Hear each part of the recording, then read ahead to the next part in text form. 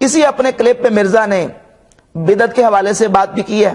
اور کہا جی ایک چیز کی اصل ثابت ہوتی ہے تو یہ کیا کرتے ہیں کہ ہر جو نیا آنے والا ہوتا ہے صفرے لگا کے اس کو آگے بڑھاتا جاتا ہے، اپنی طرف سے اس میں اضافہ کرتے ہیں، زیادتی کرتے ہیں۔ اور پھر بدعت کے حوالے سے کہتا ہے یہ ہمیں کہتے ہیں جی منع کہا تو ہم بتاتے ہیں نبی علیہ الصلوۃ والسلام نے ایک ہی لفظ میں منع کر دیا ہے اور وہ ہے کہ ہر بدعت گمراہی ہے اور گمراہی کلو بدعت دلالہ، ہر بدعت گمراہی اور گمراہی جہنم میں لے کے جائے گی۔ حالانکہ اس حدیث میں یہ لفظ ہے کہ ان کل محدثۃ بدعہ، ہر نئی چیز بدعت ہے اور بدعت گمراہی ہے۔ اور اس حدیث کا تعلق اور اس حدیث کا معنی اور مفہوم کیا ہے بحمد تعالیٰ میں اپنے بدعت والے بیانات میں تفصیل کے ساتھ بیان کر چکا ہوں، اس پر پورے دلائل کے ساتھ میں نے بیان کیا ہے کہ یہ حدیث عام خص عن البعض ہے۔ عام کی دو قسمیں ہیں،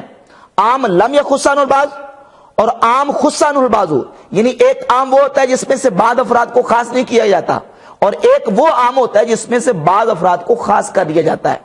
لفظ کل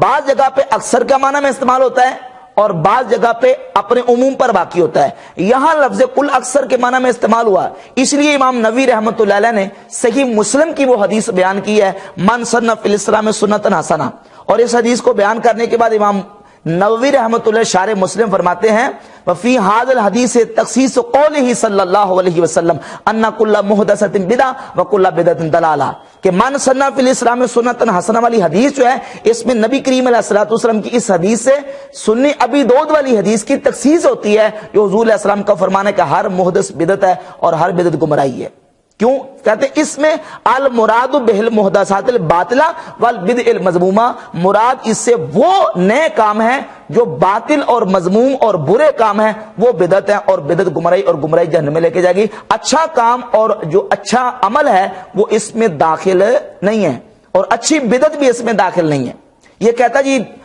دیکھیں جی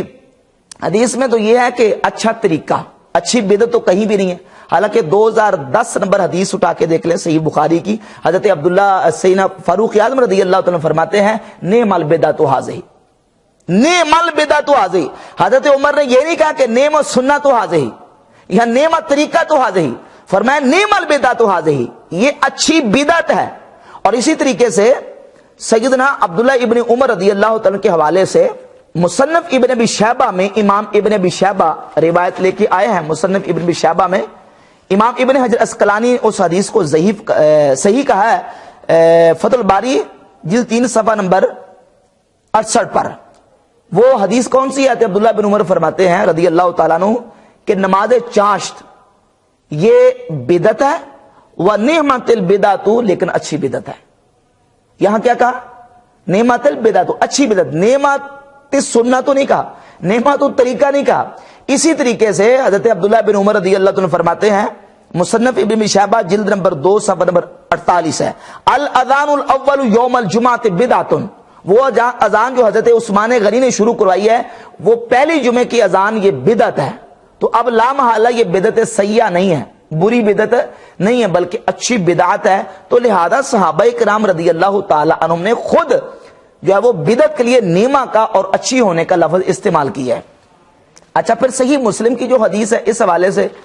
مرزا نے بار بار یہ کہا، دیکھیں وہ اس کا پس منظر نہیں دیکھتے اور اس کو جو نا وہ حدیث پوری نہیں دیکھتے۔ نبی پاک صلی اللہ علیہ وسلم کی بارگاہ اقدس میں صحابی آئے تھے تو انہوں نے صدقہ کیا تھا، تو اس موقع پر اللہ کے رسول علیہ الصلوۃ والسلام نے فرمایا تھا کہ جس نے اچھا کام، اچھا طریقہ جو ہے وہ جاری کیا تو اس کو اس کا ثواب ملے گا۔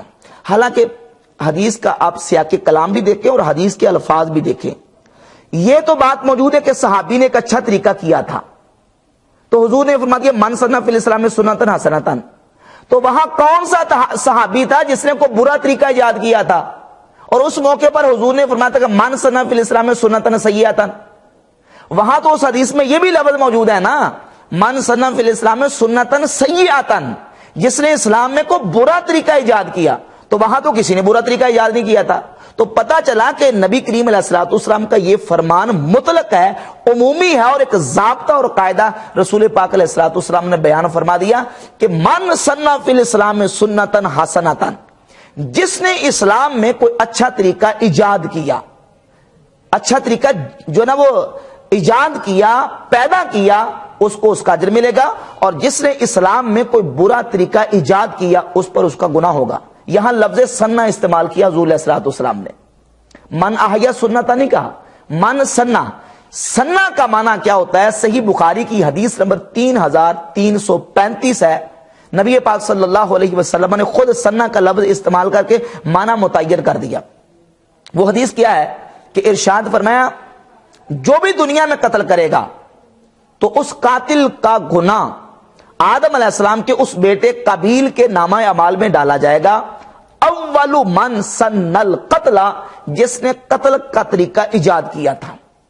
اب یہاں یہ تو نہیں ہے کہ کوئی قتل کا طریقہ پہلے سے موجود تھا اور آدم علیہ السلام کے بیٹے نے وہ قتل کا طریقہ ایجاد کیا، نہیں،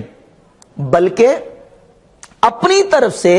ایک طریقہ شروع کیا انہوں نے، اس سے پہلے قتل کا طریقہ موجود نہیں تھا۔ من سن القتل، یہ پہلے وہ شخص ہے قابیل جس نے قتل کا طریقہ ایجاد کیا ہے، پیدا کیا ہے۔ اسی طریقے سے سنن ابی داؤد میں حدیث نمبر 506 ہے، سیدنا معاذ ابن جبل رضی اللہ تعالیٰ عنہ صحابی رسول نبی کریم علیہ الصلوۃ والسلام کے صحابی جب آئے تو حضور علیہ الصلوۃ والسلام نماز پڑھے تو ان کی کچھ رکعتیں رہتی تھی، انہوں نے حضور کے سلام پھیرنے کے بعد کھڑے ہو کے نماز پوری کی، تو نبی پاک علیہ الصلوۃ والسلام نے ارشاد فرمایا کہ قد سن لکم معاذ فافعلوا ہکذا، تمہارے لیے معاذ نے ایک نیا طریقہ ایجاد کیا ہے، فافعلوا ہکذا، جس طرح اس نے کیا تم اسی طریقے سے کرو۔ تو اب سنہ کس معنی میں استعمال ہوا؟ طریقہ ایجاد کرنے کے معنی میں۔ اسی طریقے سے صحیح بخاری میں حدیث موجود ہے 3045 نمبر، حضرت خبیب رضی اللہ تعالیٰ کے حوالے سے کہ حضرت خبیب رضی اللہ تعالیٰ وہ صحابی ہیں جن کو جب کفار سولی دینے لگے، پھانسی دینے لگے، تو آپ نے فرمایا مجھے 2 رکعت نماز پڑھنے لینے دو۔ سن الرکعتین لکل امرئ مسلم قتل صبرا، یہ وہ پہلے شخص ہیں جنہوں نے اس مسلمان کے لیے جو صبرن قتل کیا جائے اس کے لیے 2 رکعت پڑھنے کا طریقہ ایجاد کیا۔ تو یہاں سنہ کس معنی میں استعمال ہوا؟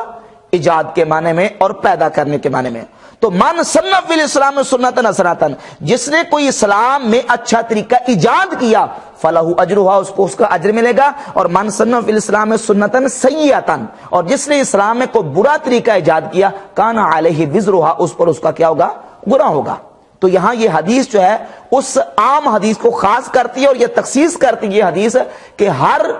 بدعت، وہ بدعت جو بری ہو، باطل ہو، وہ گمراہی ہے اور گمراہی جہنم میں لے کے جائے گی۔